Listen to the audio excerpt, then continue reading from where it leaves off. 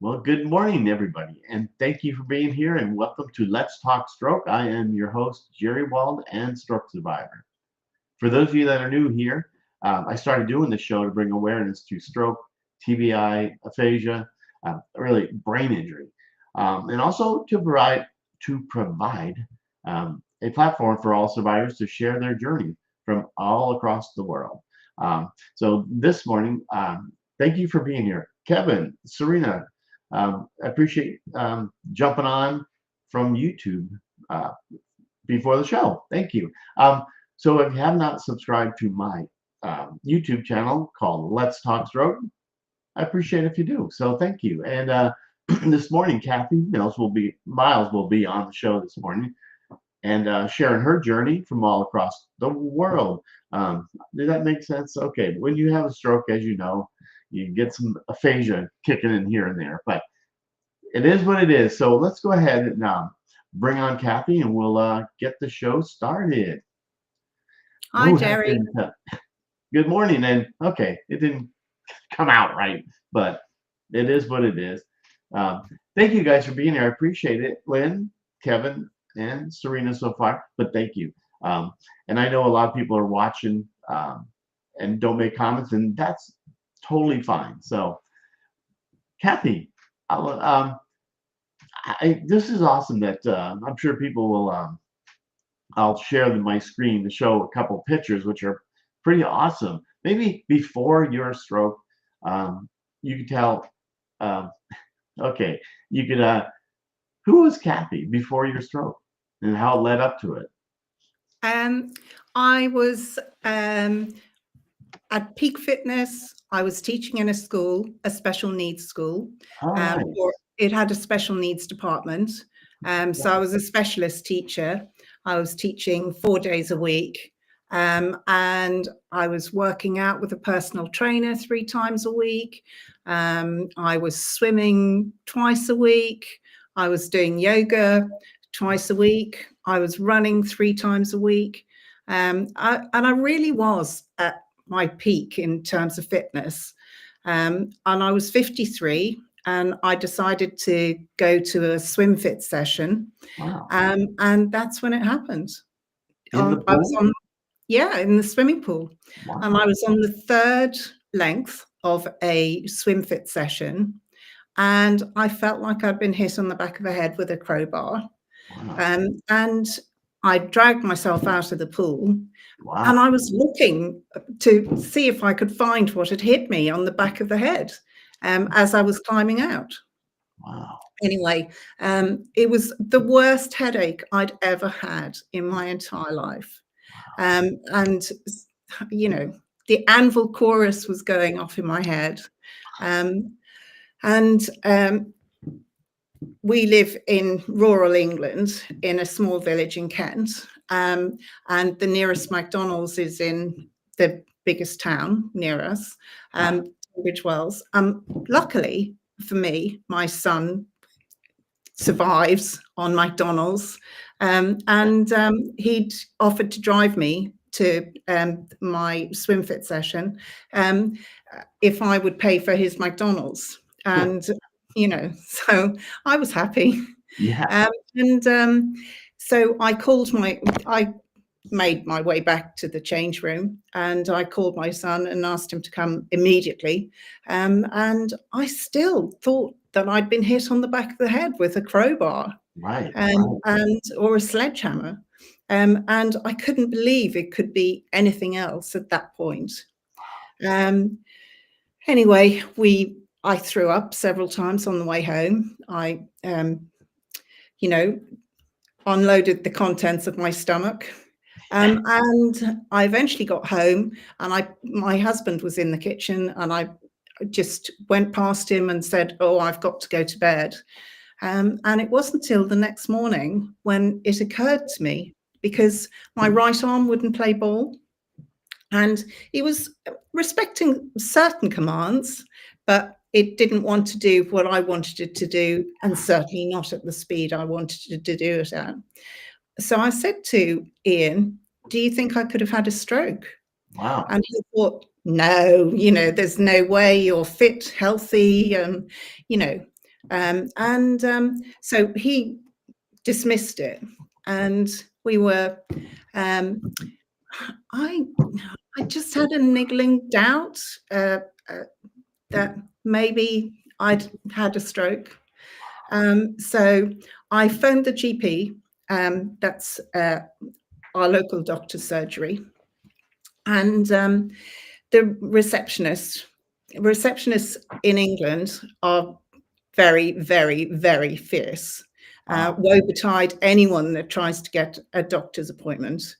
And she was very terse and said to me, I could come if I wanted, but it would be up to the doctor to decide whether he would see me or not. And I was potentially looking at sitting around till the end of surgery. And she phoned me back what seemed like 2 seconds later and said that the doctor would see me as soon as I could get there. I was thinking, well, that won't be for a while because, I haven't had a shower yet and I want to clean myself up before I went to a doctor. Anyway, long story short, it was confirmed by CT at the local hospital that I'd had a bleed on my brain, and it was 10 centimeters by 4 centimeters. And I was advised not to fly for 6 weeks or drive for 4 weeks, or it could have been the other way around. And they discharged me. Wow. They sent me home. You had a hemorrhagic stroke. Yes. You slept the whole night and woke up? Yes. Wow. That's just. I know, it's mad. Yeah. Anyway, fast forward 24 hours. So I'm in bed.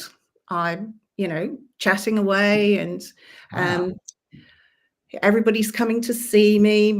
I've got 5 kids, and most of them were at home. Right. And so they were in and out of my bedroom, and how are you, mum, and all the rest of it, and just sort of generally checking up on me. And number 4 brought me a cup of tea, and then eventually, I had some time to myself, and I was thinking, oh, now would be a good time to go and have a shower. So I turned on the shower, and I just put shampoo in my hair, and I felt the same headache coming back. And I was thinking, oh God, what do I do? So I thought, well, I could flood the kitchen if I left the shower going, or so my choice was to try and get the shampoo out of my hair, or to turn the water off. So I decided to turn the water off and get back into bed with shampoo still in my hair. Any woman will know that, that is a terrible dilemma to have. Yeah. I made it halfway across the bedroom floor. I was crawling on my knees because my headache was so intense. Wow. And I threw up and passed out. Wow. Okay. Then was your husband home? I mean, there when you were in the shower? He was there, but he was doing something, in another room or outside, or. But he discovered me and he raised the alarm. The one thing I've never been able to find out is how long I was lying there before he discovered me. Wow.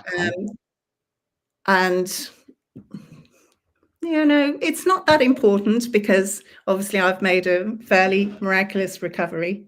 You actually did. Very good. It's something I wonder about. Yeah. And from a time is brain point of view. Anyway, he phoned my neighbor and she came over, and I was naked at this point. I just, stepped out of the shower. Right. And she later told me there was 36 people in my bedroom. Well, my bedroom couldn't hold 36 people, not all at once anyway. Wow. It just isn't that big. And So 36 people saw me naked. Amazing, right? And my husband didn't think to cover me up. Yeah, that's amazing. Yeah, well, he was in panic, I suppose. Yeah, So absolutely. long story short, I woke up 2.5 weeks later with my skull stapled together and with a straw sticking out of my head. That was to drain any fluid that was still there. Right, And I was completely paralyzed on my right side. right. So Did you call your husband or somebody? I could see Serena there asking, did you call 911? Not you. it's 999 here, but Oh, yes. okay. And so the 36 people that were in my bedroom were emergency services and paramedics. Okay. Wow. And the air ambulance, because we live in rural Kent, we have to be air ambulanced if it's in an emergency. So yes, there were my husband, my neighbour, were the two unqualified people there. So there was 34 qualified medics. Yeah. Or, Wow. yeah. So wow. So it is. I don't want to say shocking, but you spent. Is it 2 days or maybe at home, and then 2 days home before you actually got to the hospital? Yeah. Wow. Yeah. Do you want to put up some pictures of when I was in hospital? Right. So the one where I've had brain surgery, is that possible? I'll pull it up here. Let's see here. Just I hate to surprise everybody with the. That's the one. Oh wait, let me close mine. Let's see, which one is it? Oh yeah, I've got that one. Let me share that. You can't be shy about your body after stroke. Yes, it's real. No, I know. Well, I haven't. Yeah, I know exactly. Okay, let's see here. Okay, okay. Let's find the one. It's whoops, it can't. Oh, I think not it's that one. possibly further along. I got them all. I got all your. Not there. No. Look at me. Oh, here it is. Yeah. Right there. This one? Yeah. That's it. There's your infamous surgery there. Wow. Yeah. Wow. And there was a straw sticking out of. So can you see the line of stitches? Yes. Oh, absolutely. There was a straw sticking out just where my hairline is. Wow. That's just amazing. And I was on life support for 2.5 weeks. Wow. Just unbelievable. Let's see here real quick. Yeah, I've got all, there's other ones that are just amazing. I didn't want to, so you spent, how long were you in the hospital? I was in the London hospital for 2.5 weeks. Then I was transferred to a local hospital for 5 weeks or 5.5 weeks. And then I went to a brain surgery unit or a brain injury unit, right, for 12 weeks. Wow. So from mid-July to the end of November. Wow, that's quite the journey there. Holy moly. Yeah. Going through all the speech therapy, all the Yeah. So in the UK, everybody goes on holiday in August. So all the speech therapists, all the physiotherapists, all the doctors, and everybody goes on holiday. Because it's the school holidays. So they all have, young families or whatever. And it's virtually the worst time you can have a stroke. Well, that and or Christmas. Right. From getting any sort of medical help. Right. So when I was in the local hospital, I had had limited access to physiotherapy, and when I got to the brain injury unit, it was a grueling schedule. So I had physiotherapy twice a day, occupational therapy twice a day, speech and language therapy once a day, hydrotherapy 3 times a week, and massage therapy once a week. So it was really, really, really intensive. Yeah, sounds like. And the first thing, when I got to the brain injury unit, the first thing I was asked to do was to climb a flight of stairs.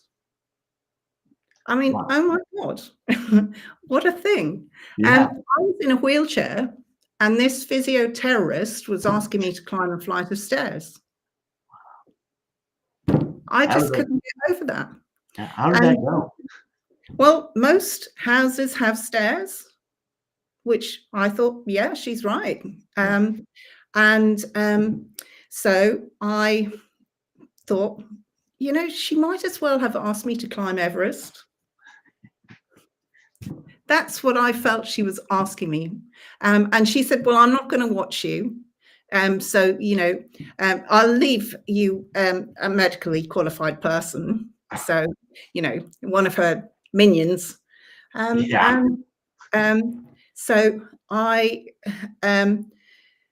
it took forever. She showed me how to do it by putting my stronger leg on the first step, and then using my paralyzed side to balance on. And anyway, 2.5 hours later, I was at the top and I'd come back down again. And I was exhausted. I slept for the rest of that day. Wow. But it just shows you what is possible. Yeah. Exactly. But oh my God, I was completely and totally exhausted. No, I can't imagine. I mean, do you get, are you, neuro fatigue? Do you get a lot of, you still? When was your stroke? I forgot to even ask. It was on the 15th of July, 2017. So I'm 7.5 years. Well, yeah, I will be 7.5 years. Right. That's amazing. I mean, your recovery has been amazing. They must work the heck out of you, because I gotta show this one more again here. This I gotta share my screen for here. Let's see where it is. Is your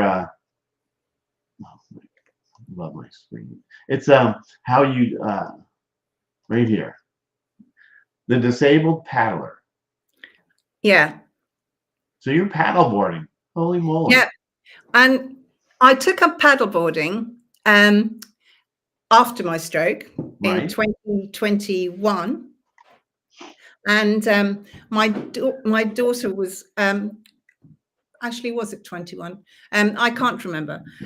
But my first paddleboarding experience was on a lake, and I took my dogs for pups in sups, and we went to this lake, and one of the instructors knew I'd had a stroke, and she said, you know, for me to have a yoga board that's wider and more stable than regular boards. But she thought that I would be able to use a canoe paddle. Oh my God, you know, that was really silly. But she showed me how to stand, and I stood, and I've got photos of me and the dogs on the board.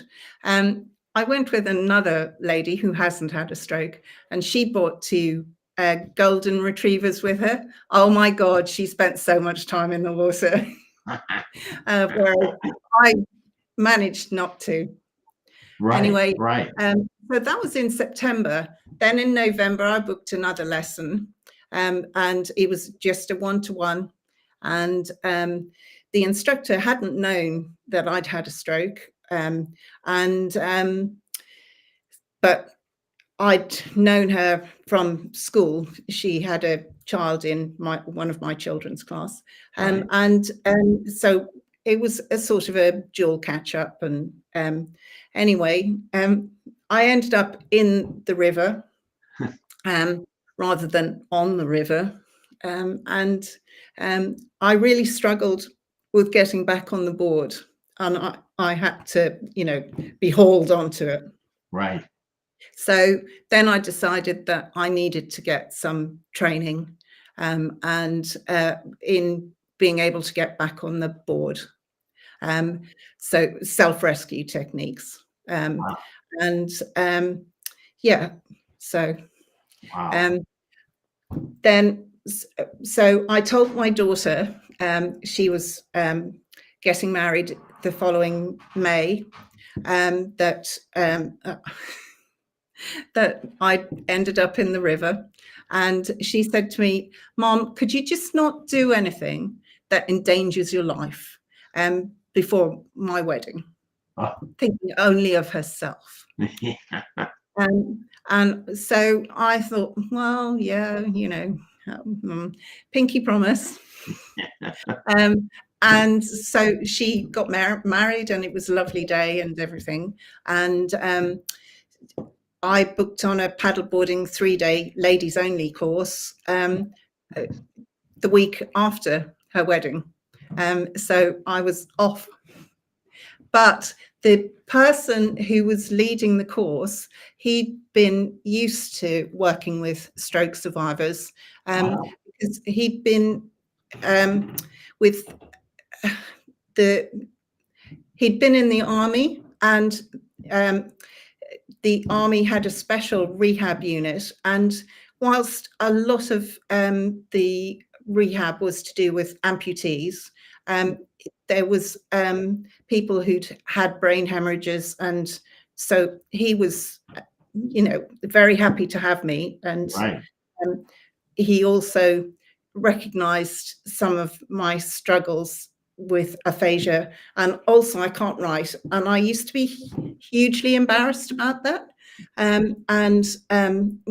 because I thought people would assume I hadn't learned to write, Right. and that I was illiterate. And now I just come out and say it. Yeah. I don't think, so yeah. Right. So what deficits do you have now? Are you still on the right side? Yeah, I mean, I can walk and I run, but I can't use my right arm. There's no power in it. I mean, I have a full range of movement, but without any power. So I'm working on that, though. Right. Yeah. So you're still doing rehab? Yeah. A rehab never stops. Right. Right. So, but the absolute worst thing I had to do was I had to retake my driving test. Oh my God.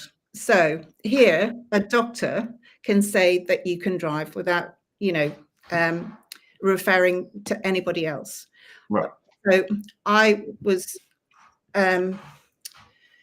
my consultant overruled him, and for no reason. Wow. I mean, what he thought, well, your GP can't say that you're competent to drive from a driving point of view. Why would you?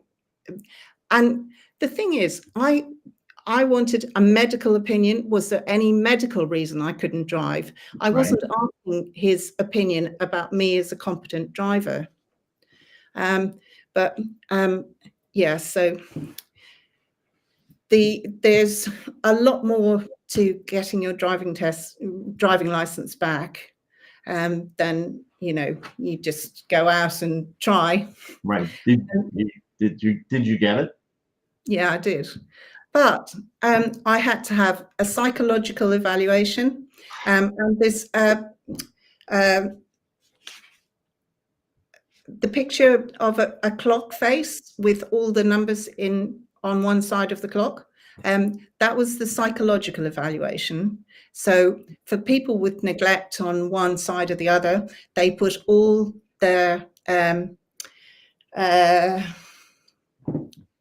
letters, no, digits on one side of the clock face. You have that slide there, I think. I do have that. Can you bring it up? I certainly will. Yeah, that's the one. So Wow. that's what somebody with one-sided neglect would do. Wow. Really? That's amazing. So Wow. I didn't do that. I put all the numbers in the right places. Wow, good for you to do that. The end of the test, you have to have your hands at 10 and 2. Yeah. So yeah, the driving position. Then I had a physical exam, and he said he didn't think my right side would be strong enough to do an emergency stop. We'll come back to that in a minute. And then I had an eye test, and that literally that was nothing, and that was the thing I'd been most stressed about. But the assessor asked me to just read a number plate from across the parking car park, and I did it, and I just thought that was easy as anything. Yeah, absolutely. So then I had to drive around the car park, parking lot, as you lot call it, and then it was out on the road. So bearing in mind the occupational therapist didn't think I would be able to do an emergency stop. He sat in the middle, he sat in the back, but between the assessor and me in the driving seat, and he didn't put his seatbelt on. Wow. And I had occasion to do an emergency stop, and I proved to him when he bounced off the windscreen that I was capable of doing an emergency stop. So he put his seatbelt on then, and I had to do 2 more emergency stops, not because it was all because of other people, just bad driving. And oh God, I was sweating like a pig at the end of that. It was honestly the worst thing I've ever been through. Wow, that's incredible. I know, it's just unbelievable. And when you show that paddleboard, when we put that picture up, you don't wear an AFO, any kind of device on your ankle from rolling. You don't have that issue. No. I do fall over a lot though.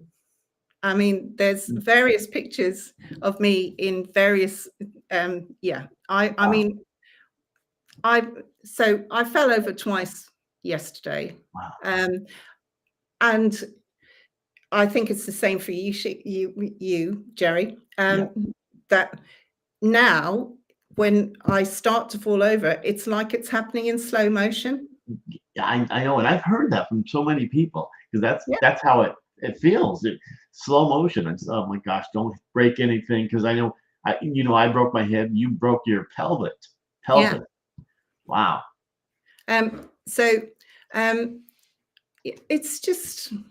It's incredible how the mind plays with your psyche. Yeah, absolutely. Crazy. But so after I broke my pelvis, I noticed that my park run times were getting slower and slower and slower and slower. Right. And I thought, this isn't right. So I made an appointment to see an osteopath and a physiotherapist. And because I couldn't hop on my good leg, he thought, this isn't right. I'm not going to treat you until you've had an MRI. And I thought, I just want to be treated for what I've come here for. And absolutely. This is just piling on expensive diagnostics that I don't think I need. And I was quite grumpy about it. I can imagine. Absolutely. But, you know, my husband convinced me. He said, oh, look, we're here. We might as well just, you know, do the MRI. And I was thinking, absolutely. oh my God, you know, what an expensive. So outlay.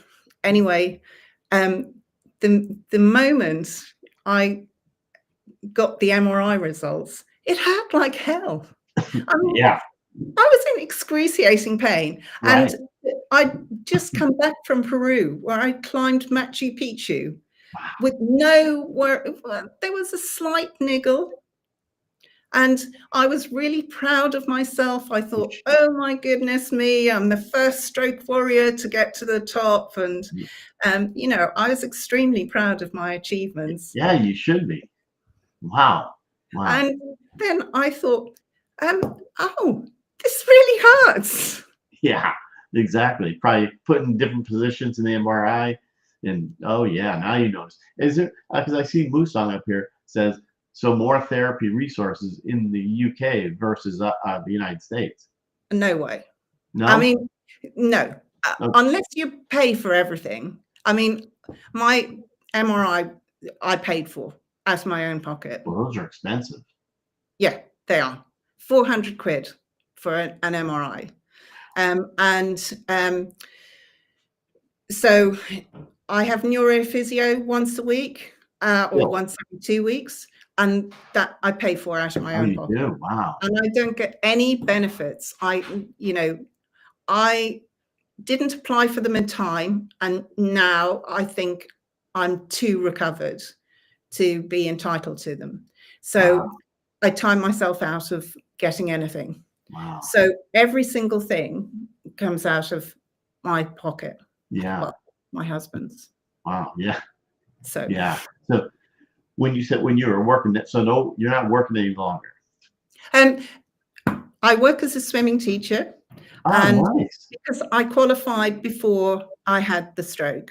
So, and I was a swimmer. Well, I was, you know, a confident swimmer. And so I thought, well, so my husband built me a swimming pool. It's an above ground swimming pool. So it's maybe 20 feet long by 12 feet wide. Right. But he put it in a carport, which he converted. Right. So it's got doors on it, but it doesn't have an air management system. And so, you know, it's damp. And I mean, it looked brilliant when he first did it, but now it's getting a bit manky and moldy. Wow, when you say that, it's really amazing, because if anyone here that's late watching or so, you had your stroke in the pool. Yes, I did. Wow. But it means, well, it doesn't mean anything other than I'm very comfortable in water. Right. And I know what to do, and I don't panic. So, and that has stood me in good stead. But I'm facing, I have to be able to rescue my swimmers. Yeah. And not to drop them. So I have, and my qualification lasts 2 years. And every time I pass it, since I've had, I mean, I was able to pass it no problem before my stroke. Yeah. But because I can't use my right arm, then, so one of the people that is an assessor, he saw me before my stroke. And then it was the same assessor that saw me after I had my stroke. Right. And he couldn't believe the difference. And he was all ready to get in and rescue me. Wow. Because he thought I was struggling so much. But so you have to swim 2 lengths. Right. One on your front and one on your back. And I can swim on my back because I just can, because it's floating. And but on the front, it's a bit different because, you know, you have to breathe. Oh my gosh. Quite the amazing journey there. So, and also, I said I trained as a special needs teacher, Right. so I keep my hand in at that. So I just have one student every week, the same student. So, yeah. That's great. What a story. That's wow. Wow. So But go. the most amazing thing I've done is optokinetic therapy. So there was a news bulletin on, and this physiotherapist had Right. developed a system, and it's like, so there's multicolored lines on a screen, horizontal, vertical, and in and out. And each cycle lasts 3 minutes, and you have to look at it 3 times a day. So 9 minutes in total, 3 times a day. And it improves your balance. And he had tremendous results with brain injuries. And he saw somebody 3 times, and on the 3rd time, they were able to get out of their wheelchair and take a couple of steps. And they hadn't walked for like years. Wow. And one of the side effects of that is my speech really improved. And Wow. I wasn't expecting that at all, because I was a typical stroke survivor in that I had very halting speech. And he really increased my fluidity. Wow. And yeah, but that was an unknown side effect. Wow. Yeah, you speak very well. Unbelievable. That's great. If you'd heard me before I tried this therapy, you would have, not been so complimentary. Yeah, no, I understand. Wow. But his name is Benjamin Chitimbra, and you can Google him. And it's the interview from Southeast News that you want. It's on YouTube. Right. So yeah. Interesting. Wow. Unfortunately, he doesn't practice anymore. Wow. But his program is available to buy. I call it doing my wavy lines. Right. So yeah. Wow. Wow. That's great. What a great recovery story you have. It's pretty amazing, because I remember me walking in my bedroom and stopped right away, and I felt like you did. You felt something hit you in the head. I heard a big pop, and so I didn't know what was going on. I just thought this was crazy, but you felt somebody hit you in the head. Yeah, I did. Wow. Unbelievable. What? So now what? You're running? Yeah, I ran yesterday at our local park run, on the coast, and I went for a swim afterwards. Wow. In the sea. Wow. A couple of weeks ago, I joined a fundraiser for the Royal Navy Lifeboat Nice. Institute, RNLI, and the temperature in the water was 9.2 degrees Celsius. Wow. Okay. So I don't know what that is in Fahrenheit. You wearing a wetsuit? Yes, I do. I can't regulate my own temperature. So when I'm hot, everybody else is freezing cold. Oh my God. And yeah, when I'm cold, everybody else is boiling. Yeah, absolutely. So who is so now what would you tell other survivors out there that are never give up? Yeah. And don't listen to medical opinion. I mean, they're just talking rubbish. And I'm not sure what their motivation is, whether it's to demotivate stroke survivors and just take away, any hope they have of improving. Right. you know, it's all a load of rubbish. There's no plateau. There's, Right. you know, I just don't believe that. Yeah. Yeah. And I really cannot understand their motivation for saying those things. Yeah. I know that plateau is, like you said, it's rubbish because, Yeah, you absolutely. know, I mean, look, I mean, Yes. you're perfect example there. Yeah. I mean, you're on a paddleboard. Your balance is good. Yeah. I mean, you have falls here and there, but do you ever have seizures? No, I don't. And I weaned myself off Keppra, Uh-huh. levetiracetam or whatever it's called. That's, I know. I've just seen that from Catherine. Doctors are evil. Couldn't agree more. Yeah. And because apparently in the States, they think anti-epileptic drugs are useful, but within the first month to 3 months of having a stroke, but then they wean you off them. Whereas in the UK, they leave you on them for the rest of your life. Just in case, apparently. Yeah.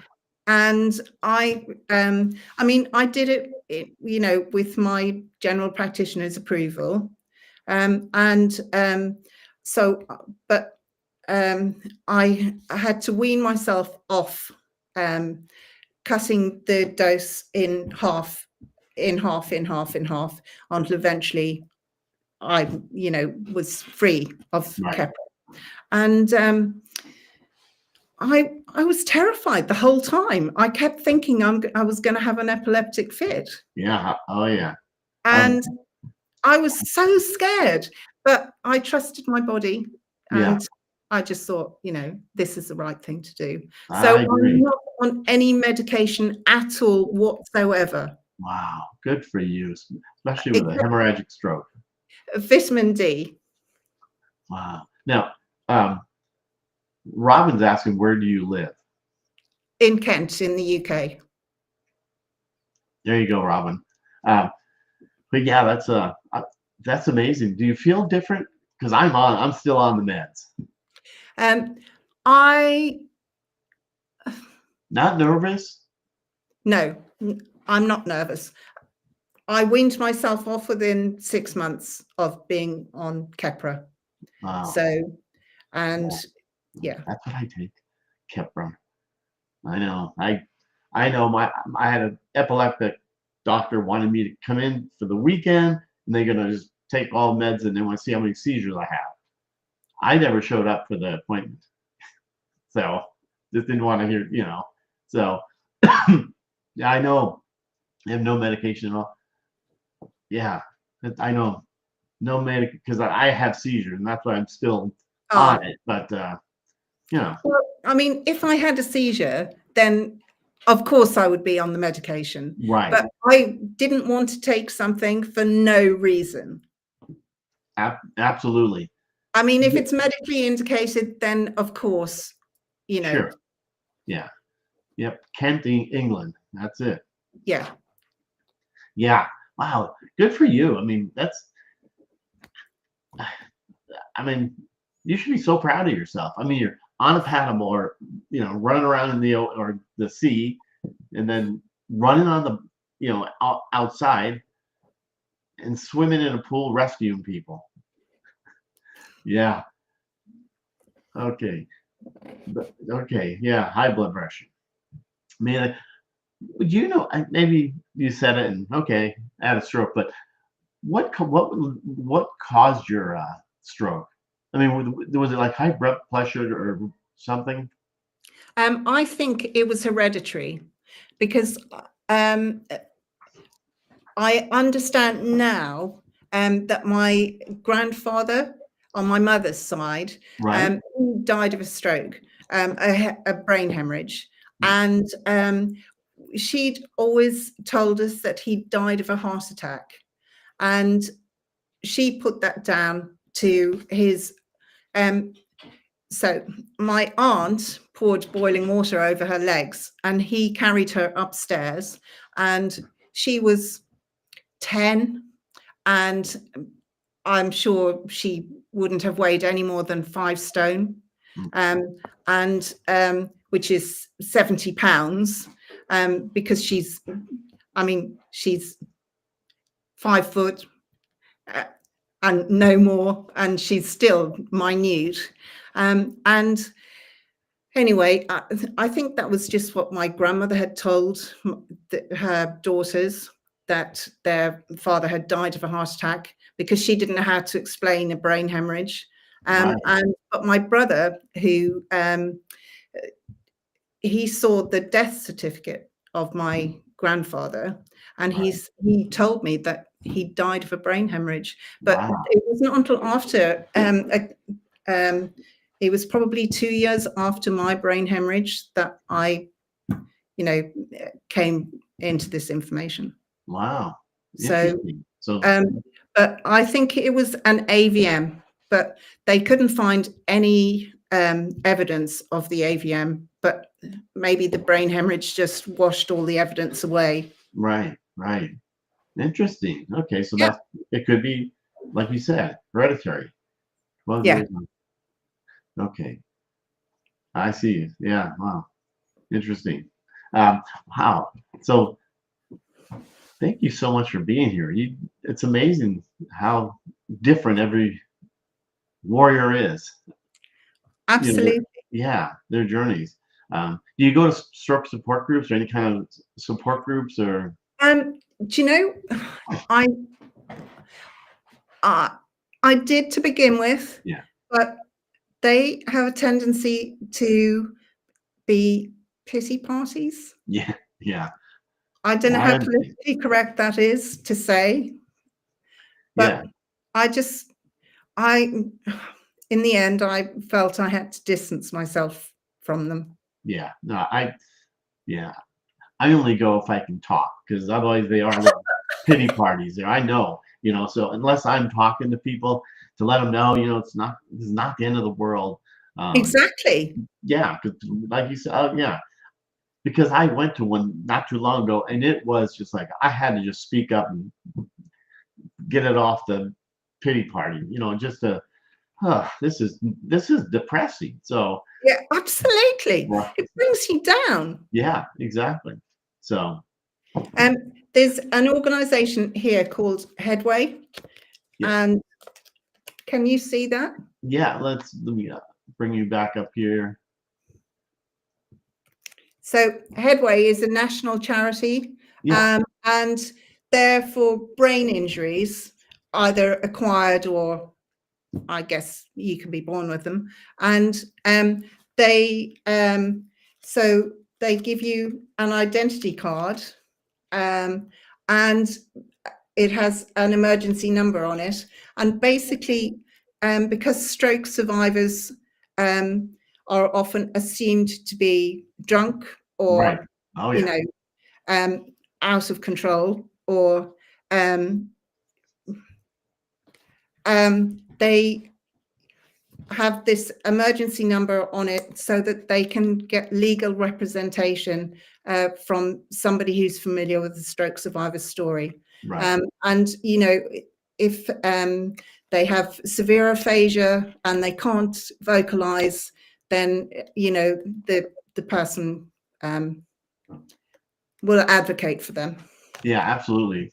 A lot of people carry those. I find really useful is my sunflower lanyard, which represents hidden disabilities. And it's particularly useful for airports, and they sometimes will let you board first, or, they'll make concessions, put you through the families and